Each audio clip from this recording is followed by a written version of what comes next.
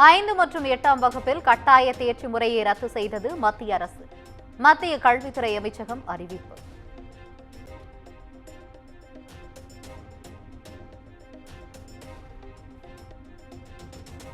ஐந்து மற்றும் 8ஆம் வகுப்பு இறுதித் தேர்வில் தோல்வியடையும் மாணவர்களுக்கு மறுதேர்வு நடத்தப்படும்.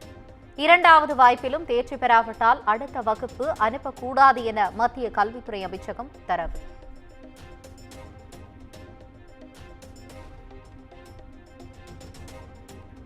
பொங்கல் நாட்களில் யுஜிசி நெட் தேர்வு நடத்தப்படுவதை மாற்றியமைக்க வேண்டும்.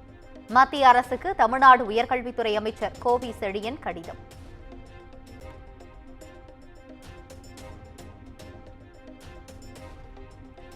தேசிய மனித உரிமைகள் ஆணைய தலைவராக வி. ராமசுப்பிரமணியன் நியமனம். தமிழ்நாட்டை சேர்ந்த ஓய்வு பெற்ற உச்சநீதிமன்ற நீதிபதிக்கு கௌரவம்.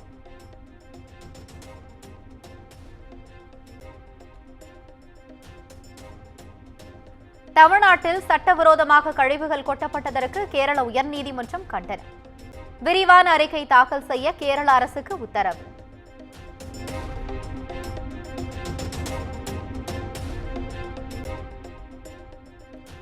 வெளிப்படைத்தன்மை கொண்ட தேர்தல் முறையை ஒழிக்கும் வகையில் தேர்தல் நடத்தை விதிகளில் திருத்தம். மத்திய பாஜக அரசால் மக்களாட்சிக்கு அச்சுறுத்தல் இருப்பதாக முதலமைச்சர் மு. க. ஸ்டாலின் கருத்து.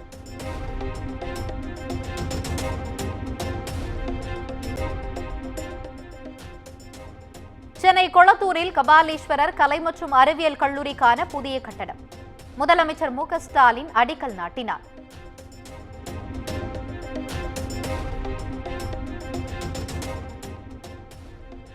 அதிமுக பொதுக்குழு மற்றும் இரட்டை இலை சின்னம் தொடர்பான வழக்கு. எடப்பாடி பழனிசாமி தரப்பில் சி. வி. சண்முகம் தேர்தல் ஆணையத்தில் ஆஜராகி விளக்கம்.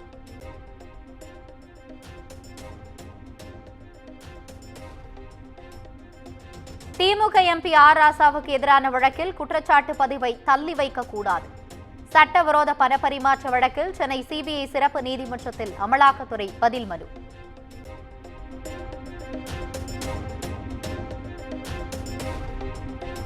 சிவகங்கையில் அமையும் சிப்காட் தொழில் பூங்காவுக்கு சுற்றுச்சூழல் அனுமதி கோரி விண்ணப்பம்.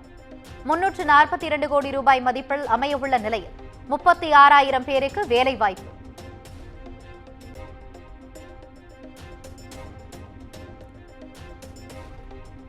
பள்ளிக் கல்வித்துறை சார்பில் 1.5 கோடி இணைய சேவைக்கான கட்டணத்தில் நிலுவை என மத்திய அரசு கூறியது உண்மையல்ல. அமைச்சர் அன்பில் மகேஷ் விளக்கம்.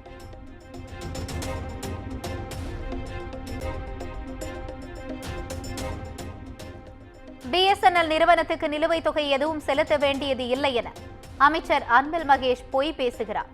இணைய சேவை கட்டண நிலுவை தொடர்பான ஆதாரத்தை வெளியிட்டு அண்ணாமலை குற்றச்சாட்டு.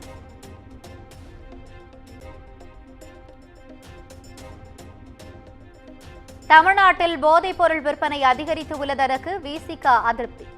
மாநில அரசு உரிய நடவடிக்கை எடுக்க வேண்டும் எனவும் திருமாவளவன் வலியுறுத்தல்.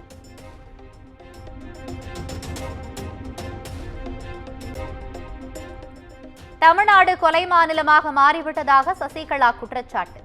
கொலை சம்பவங்களை திமுக அரசு மறைப்பதாகவும் விமர்சனம்.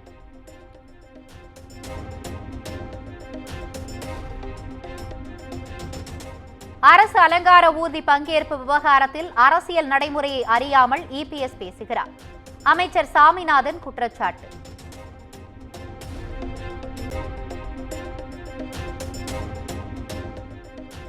மறைந்த தேமுதிக பொதுச் செயலாளர் விஜயகாந்தின் 1ஆம் ஆண்டு நினைவு நாள் அனுசரிப்பு. முதலமைச்சர் மு. க. ஸ்டாலினுக்கு தேமுதிக அழைப்பு.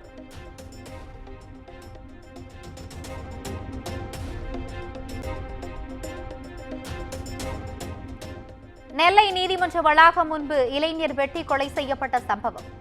மாநிலம் முழுவதும் உள்ள நீதிமன்றங்களில் துப்பாக்கி ஏந்திய போலீசார் பாதுகாப்பு பணி.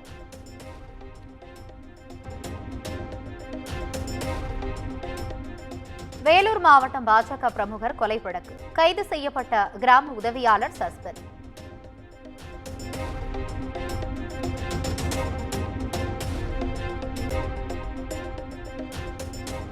சேலத்தில் தனியார் பள்ளியை விற்பனை செய்ததாக வெளியான தகவல். பள்ளியை விற்க வேண்டாம் என கூறி நிர்வாகிகளின் காலில் விழுந்த பாமக எம்எல்ஏவால் பரபரப்பு. பண்ணாதீங்கம்மா, வேண்டாம்மா, காலை தொட்டு கேட்டுக்கிறோம்மா. ஏமா ஸ்கூல போய் மூடுறீங்க? ஸ்கூல வேண்டாம்மா, மக்கள் பண்றோம்மா, பாவம்மா, பாவம்மா.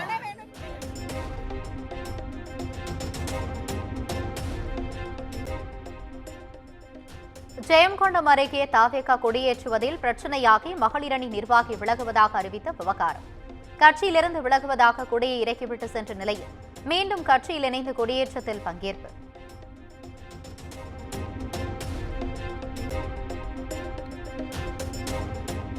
மதுரையில் டங்ஸ்டன் திட்டத்துக்கு எதிர்ப்பு தெரிவித்து ஆட்சியரகம் முன்பு விவசாயிகள் போராட்டம். ஏர்கலப்பை, நெல் பயிர், வாழை கன்றுகளை கைகளில் ஏந்தி எதிர்ப்பு.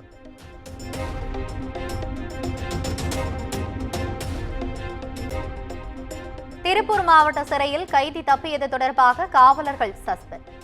உதவி சிறை அலுவலர்கள் உட்பட 5 காவலர்கள் பணியிடை நீக்கம்.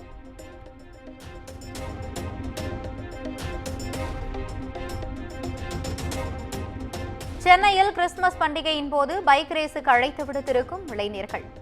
இன்ஸ்டா வீடியோ மூலம் அழைப்பு விடுத்த இளைஞர்களை தீவிரமாக தேடும் போலீசார்.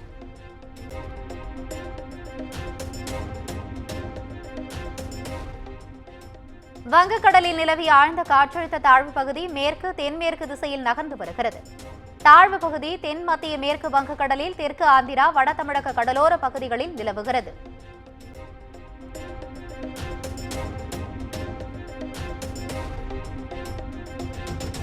டிசம்பர் 30ஆம் தேதி இஸ்ரோவின் PSLV C-60 விண்ணில் ஏவப்படுவதாக அறிவிப்பு. ஆந்திராவின் ஸ்ரீஹரிகோட்டாவிலிருந்து இரவு 9:58 மணிக்கு ஏவப்படும் என இஸ்ரோ தகவல்.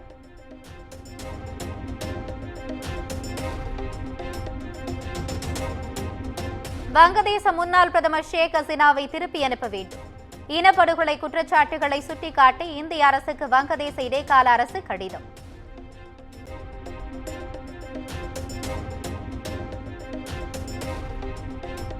மகாராஷ்டிராவில் அம்பேத்கர் சிலை சேத வன்முறையில் உயிரிழந்தவரின் குடும்பத்தினரை நேரில் சந்தித்த ராகுல் காந்தி.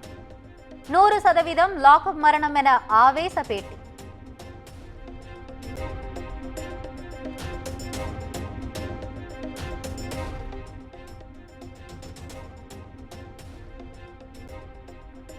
ஹரியானாவில் செங்கல் சூளையில் உறங்கிக் கொண்டிருந்தோர் மீது கற்கள் விழுந்து விபத்து.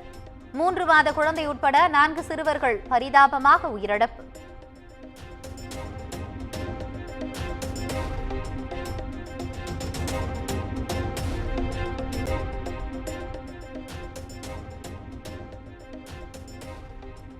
இமாச்சல பிரதேசம் சிம்லாவில் கொட்டும் பனிமழை. குடும்பமாக விளையாடியும் புகைப்படம் எடுத்தும் உற்சாகம்.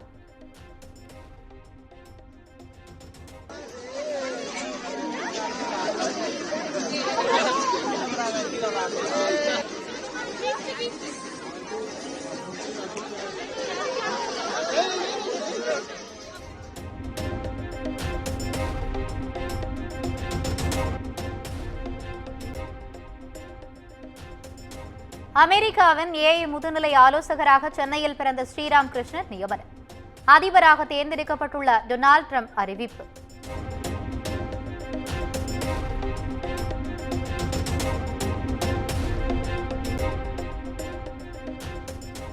ஹைதராபாத்தை சேர்ந்த தத்தா சாய் என்பவரை மனம் புரிந்தார் பேட்மிண்டன் வீராங்கனை PV சிந்து.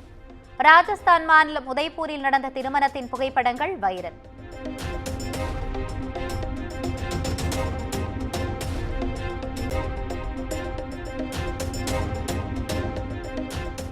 கார்த்திக் சுப்புராஜ் இயக்கி வரும் சூர்யா 44 படம். கிறிஸ்துமஸ் தினத்தன்று படத்தின் டைட்டில் டீசர் வெளியாகும் என அறிவிப்பு.